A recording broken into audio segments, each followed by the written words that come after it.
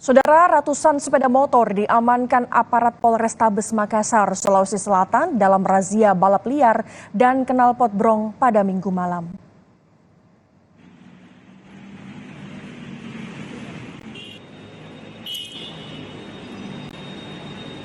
Jajaran kepolisian dari Polrestabes Kota Makassar memeriksa kendaraan balap liar dan knalpot brong di ruas Jalan Protokol Andi Pangeran Petarani, Panakukang, Kota Makassar, Sulawesi Selatan.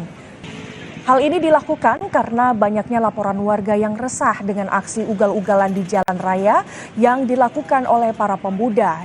Dalam razia ini, polisi sedikitnya mengamankan ratusan sepeda motor tanpa kelengkapan STNK. Ratusan sepeda motor itu langsung dikenai sanksi berupa tilang di tempat, serta akan dibawa ke Polrestabes Makassar untuk diamankan selama 3 bulan. Khususnya untuk mengikuti sepeda motor yang menggunakan knalpot brong atau racing, karena knalpot ini sudah sangat meresahkan masyarakat. Dan alhamdulillah malam hari ini kita sudah dapatkan kurang lebih 100 pelanggarannya menggunakan knalpot racing, knalpot brong, karena sudah sangat meresahkan masyarakat.